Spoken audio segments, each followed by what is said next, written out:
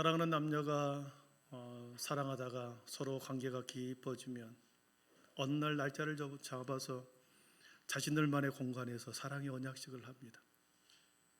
글로 쓰고 그리고 사랑의 언약식의 증표로 반지와 목걸이를 주면서 서로 간에 약속을 하는 거죠.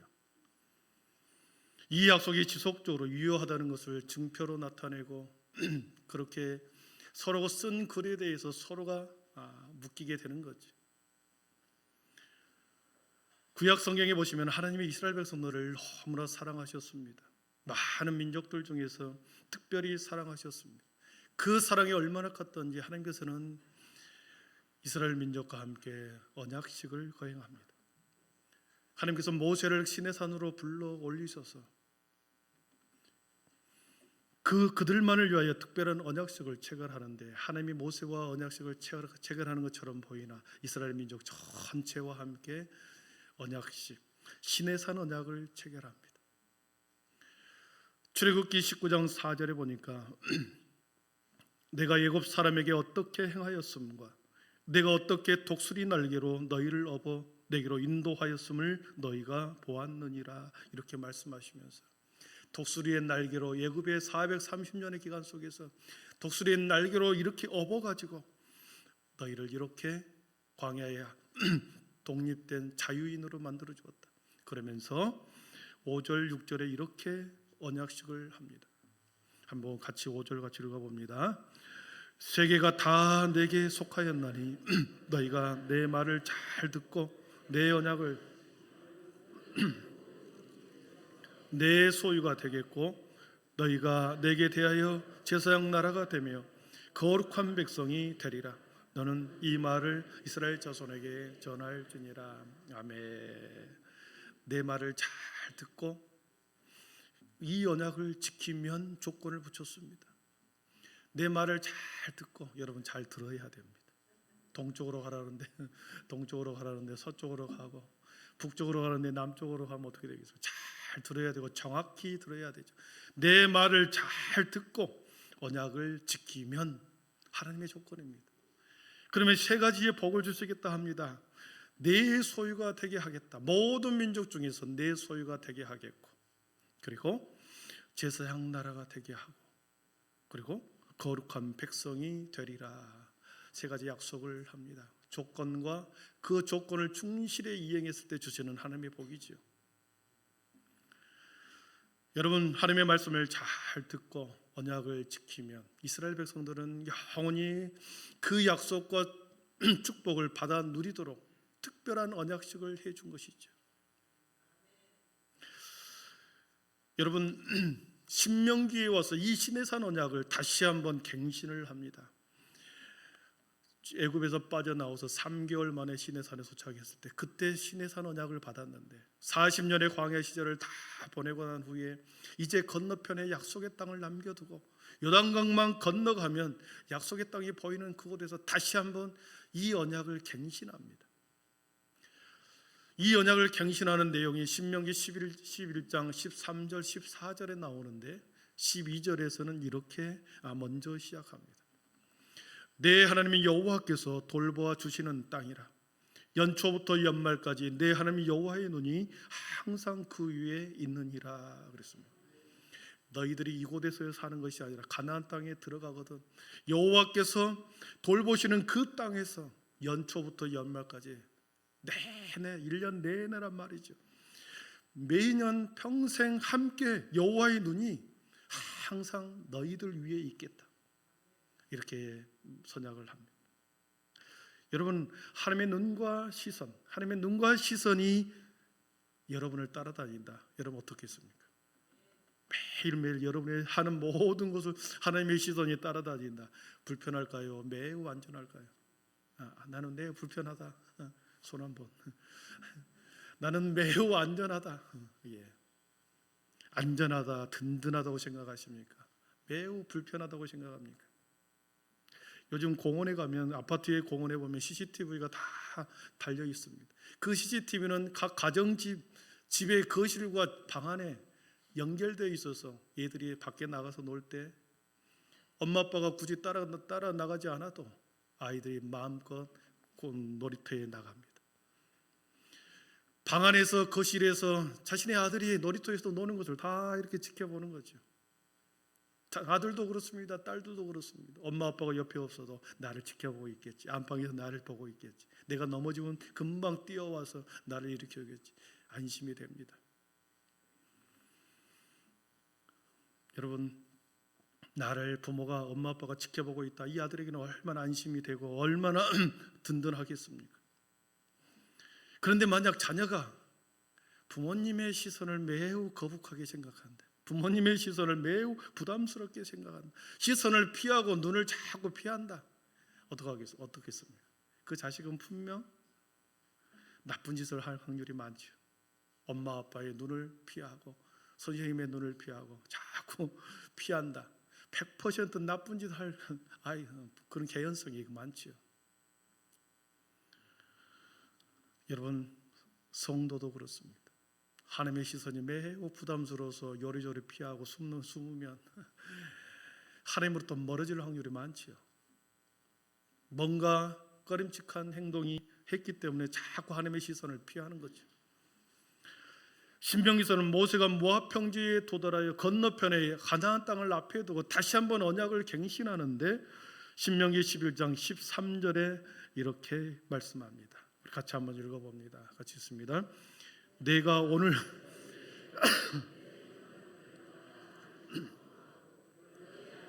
여호와를 사랑하여 마음을 다하고 뜻을 다하여 섬기면, 조건을 붙입니다. 너희가 내 명령을 너희가 만일 청종하고, 들을 청자에다가 딸을 청자합니다. 잘 듣고 따라가면, 내 명령을 잘 듣고 따라가면, 그리고 하나님을 사랑하고 마음을 다하고 뜻을 다하여 섬기면, 그랬습니다. 사랑하는 성도 여러분, 시내산에서 모세가 받았던 그 약속을 다시 한번 재경신하면서 조건을 똑같이 붙입니다. 하나님의 조건이 여러분 어렵습니까? 쉽습니까? 내 명령을 잘 듣고 그대로 여호와를 사랑하고 마음을 다하고 뜻을 다하여 섬기면 어렵습니까? 쉽습니까? 계란잠이 어려워요, 쉬워요? 쉽죠.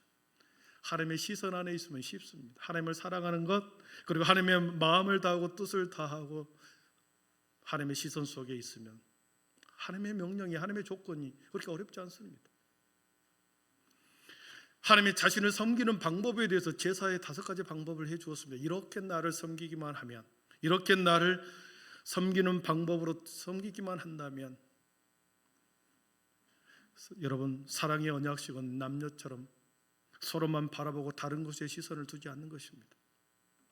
서로에게 믿음을 주라는 거죠.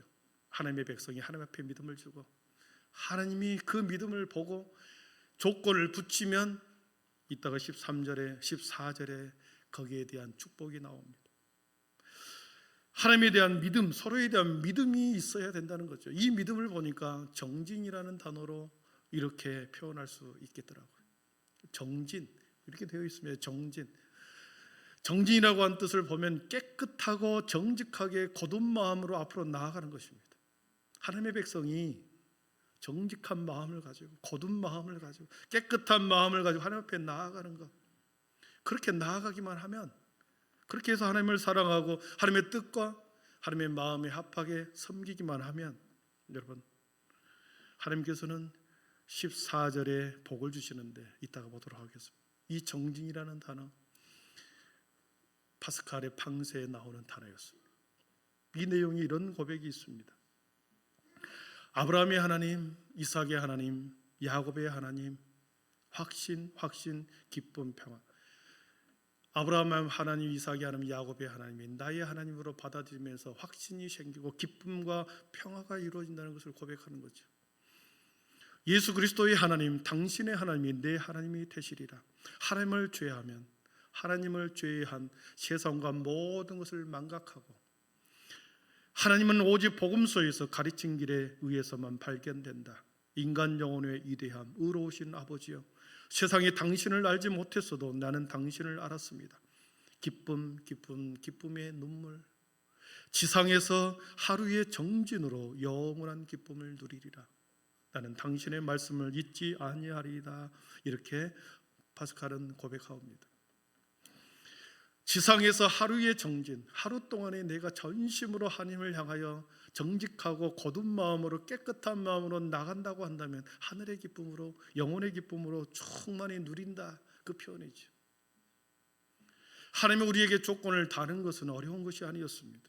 하나님을 제외한 세상과 모든 것들로부터 망각해라, 잊어버려라. 하나님을 제외하고 세상의 모든 것을 잊어버려라. 하나님 위의 것을 잊어버려라. 여러분, 하나님을 경배하는 대상 이외에 다른 대상을 경배하는 것을 잊어버려라. 이렇게 살 수 있겠습니까? 오직 하나님 한 분만을 중심에 모시고 살아라, 이 말이죠. 그렇다면 우리가 수도사로 살아야 하는가, 성직자로 살아야 된단 말인가, 이렇게 오해할 수가 있겠습니다. 하나님 이외에 세상과 모든 것을 잊고 살아라, 이 말은 예수님께서도 이렇게 말씀하셨죠. 너희는 먼저 그의 나라와 그의 의를 구하라 그랬습니다. 하나님의 우선순위, 삶의 모든 우선순위에서 하나님 말씀 중심을 놓고 살아가라는 것을 기준으로 살아가는 것을 말씀하는 거지요. 하나님을 제외한 세상의 모든 것을 잊고 살아라고 하는 것은 하나님을 삶의 모든 우선순위에서 하나님과 말씀을 우선순위에 두고 살아라, 이 말씀입니다. 이렇게 조건에 충실하여 살아갈 때, 하나님 중심으로 살아갈 때, 하나님을 우선순위에 두고 살아갈 때 어떤 복을 주시는가, 신명기 11장 14절 15절에서는 이렇게 말씀합니다. 여호와께서 너희의 땅에 이른비 늦은 비를 적당한 때에 내리시리니 너희가 곡식과 포도주와 기름을 얻을 것이요 또 가축을 위하여 들에 풀이 나게 하시리니 내가 먹고 배부를 것이라. 아멘. 이것은, 이 말씀은 가나안 땅에 들어가서 하나님을 전심으로 섬기면 이 땅의 모든 축복을 주시겠다고 하는 약속이죠. 시내 산에서는 하나님의 말씀을 잘 듣고 그 언약을 지키면 거룩한 백성이 되고 한 제사장의 나라가 되고 나의 소유가 되겠다 했는데, 신명기에 와서는 이 조건을 잘 지키면 하나님의 약속의 땅에 들어와서 너희가 그의 먼저 나라와 그의 의를 구하면 이 모든 것을 너희에게 더하신 것처럼 삶의 모든 것을 필요를 채우시겠다. 때로는 이른 비로 늦은 비로 적당히 내려서 너희의 삶을 기름지게 복을 내리시겠다는 것이죠. 사랑하는 성도 여러분, 하나님의 조건, 하나님의 우선순위, 이것이 매우 중요합니다. 근데 이스라엘 백성들은 그 선조들과 맺었던 이 언약이 시간이 지날수록 퇴색되기 시작합니다. 시간이 흐를수록 다음 세대로 이어질수록 수많은 세대를 걸치면서 언약의 맹세가, 약속이 희미해지기 시작하고 퇴색해지기 시작합니다. 잊어버립니다. 신앙의 전수, 언약의 대기가 잘 이루어지지 않으면서 시간이 흐를수록 하나님과의 이 약속, 언약식이 깨트려져 버립니다. 하나님을 떠나갑니다. 말씀과 명령을 거역합니다. 이방의 신들을 추종하고 약속에서 멀어진 삶을 자신의 백성들이 살아가 버립니다. 그래서 하나님께서는 인생의 채찍으로, 바벨론이라는 나라를 들어서 인생 채찍을 들어 그들을 혹독하게 채찍으로 때리고 정갈로 찌르는 일을 70년 동안 당하게 한 거죠. 70년 동안 그들의 하나님 앞에 인생의 채찍으로 당하는 그들을 향하여 이사야는 탄식합니다. 1월 첫 주에 우리가 이사야 1장 3절, 4절, 5절 보았는데 언약을 파기한 백성들을 향한 이사야의 탄식이 거기에 나오죠. 소는 그 임자를 알고 나귀는 그 주인의 구유를 알건만은 이스라엘은 알지 못하고 나의 백성은 깨닫지 못하는도다 하셨도다.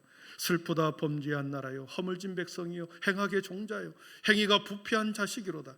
그들이 여호와를 버리며 이스라엘의 거룩하신 일을 만홀히 여겨 멀리하고 물러갔도다. 너희가 어찌하여 매를 더 맞으려고 폐역을 거듭하느냐. 온 머리는 병들었고 온 마음은 피곤하였으며 발바닥에서 정수리까지 상한 곳이 없이 상한 것과 터진 것과 새로 맞은 흔적뿐이거늘. 그랬습니다. 약속에서 멀어지니, 언약에서 언약을 파기하니, 하나님의 말씀과 명령에서 떠나니 그들은 패역한 자식이 되었고 허물진 백성이 되어버렸습니다. 이사야의 탄식이 나오죠. 민족을 향한 이사야의 탄식. 하나님과 언약식으로 특별한 민족으로 삼으셨는데 하나님을 만홀히 여겨버렸습니다. 여러분, 만홀히 여겨버렸다, 하찮게 여겼다라는 뜻입니다. 이 오늘 본문은 이러한 민족에 대하여 각성을 촉구하는 말씀이 오늘 본문에 나옵니다. 우리 1절을 한번 같이 읽어보겠습니다. 민족의 각성, 깨어날 것을 이사야 선지자는 외치고 있습니다. 같이 읽습니다. 시온이여 깰지어다 깰지어다 내 힘을 낼지어다 거룩한 성 예루살렘이여 내 아름다운 옷을 입을지어다 이제부터 할례받지 아니한 자와 부정한 자가 다시는 내게로 들어옴이 없을 것이니라. 아멘. 이사야 선지자는 허물진 백성, 부패한 자식들을 향하여 민족이 깨어나기를, 민족이 다시 새롭게 대오 각성하기를 촉구하고 있습니다. 각성이라고 하는 단어, 깨어서 정신을 차리다라는 뜻이 있습니다. 정신을 차리고 주의 깊게 살피고 경계하다, 각성입니다. 자신의 백성들을 향하여 각성을 촉구하는 것이요, 깨어나라. 시온이여 깰지어다 깰지어다. 하나님께서는 그들에게 약속을 할 때, 언약식을 할 때 가락지로, 반지로, 목걸이로 한 것이 아니라 그들에게 아름다운 옷을 입혔습니다. 민족의 거룩한 옷을 입혔습니다. 민족이 각성하고 새롭게 다시 태어나는 회복이 있기 위해서는 이사야 선지자는 영적인 각성이 있어야 한다는 걸 깨닫고 깨어나라, 깰지어다 깰지어다 자신의 민족을 향하여 각성을 촉구합니다. 자신들의 소위를 살펴보고 다시 모세의 언약 안으로 다시 들어오라는 것입니다.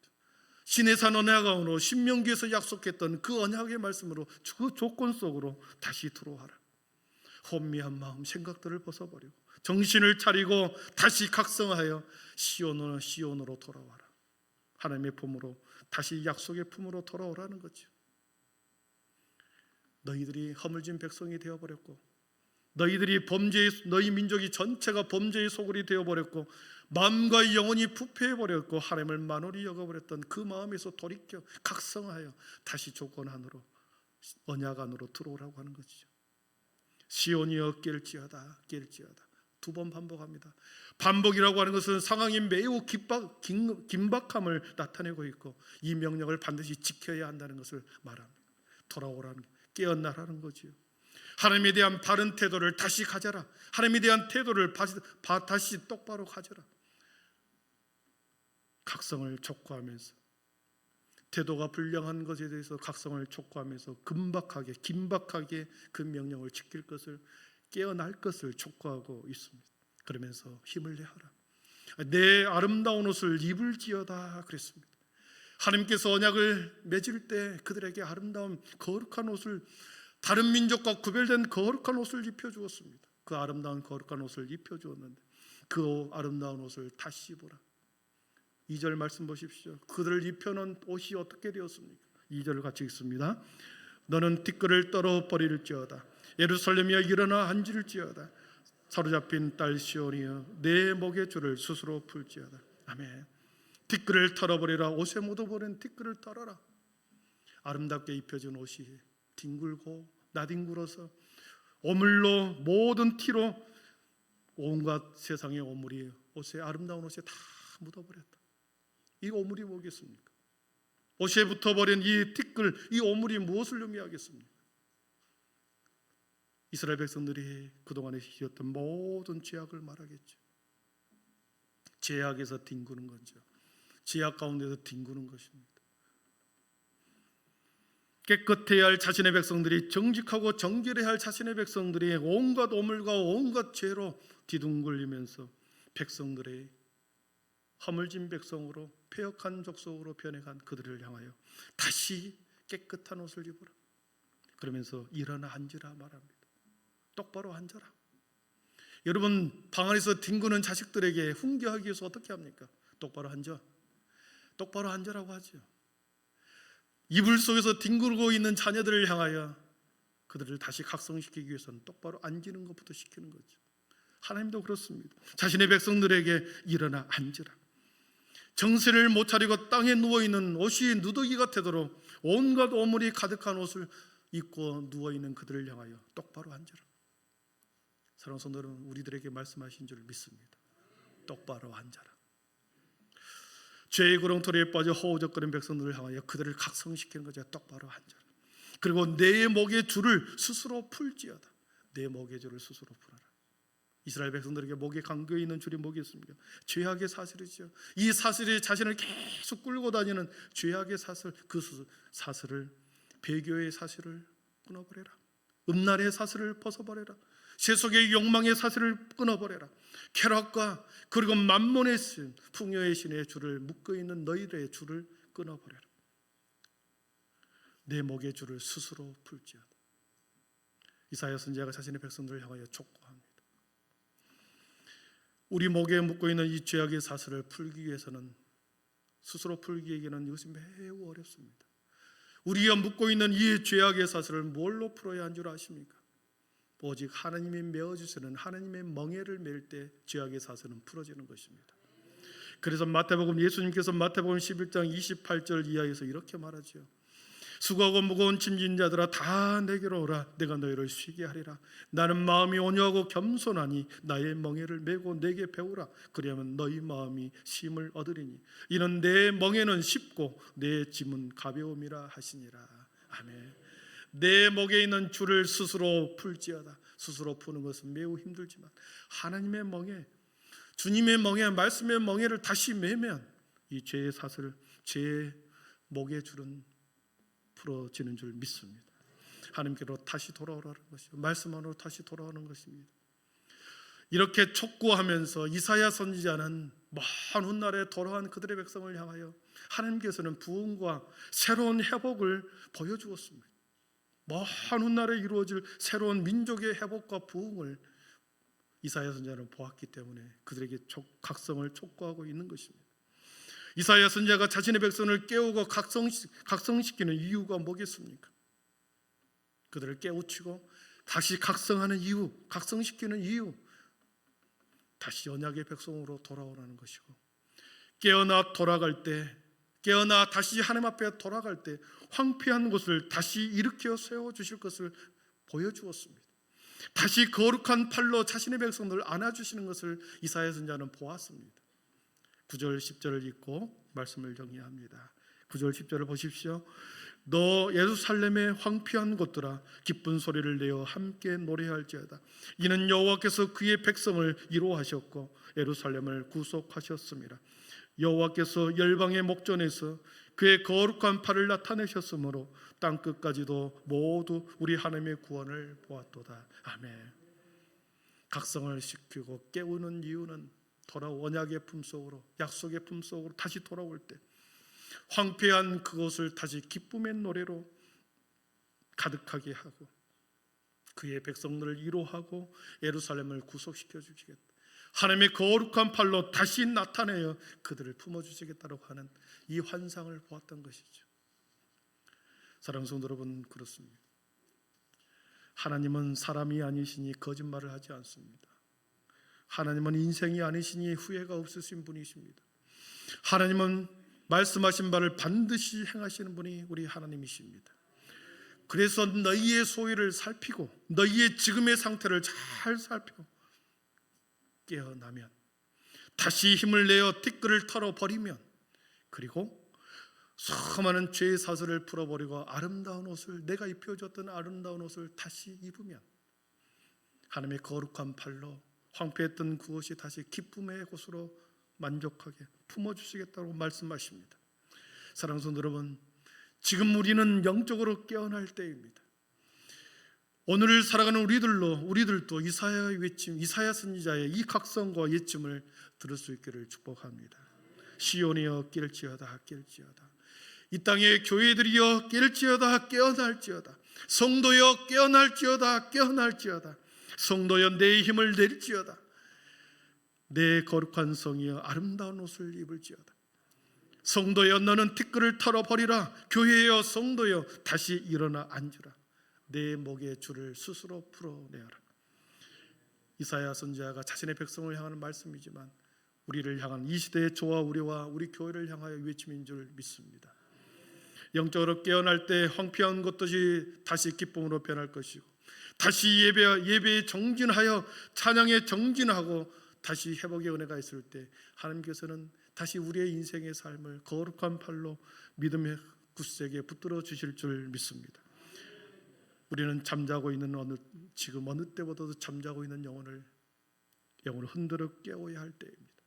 먼저 내가 깨어나고 옆에 있는 성도가 깨어나고, 그러면 우리 교회 전체적으로 깨어나면 올해 우리 교회에게 하나님께서 약속한 부흥의 원년이 되는 소중한 한 해가 될 줄 믿습니다. 기도에 깨어나십시오. 예배에 깨어나십시오. 그리고 말씀에 깨어나십시오. 그래서 함께 하나님의 회복과 부흥을 경험하는 저 우리 모두가 되기를 축원합니다.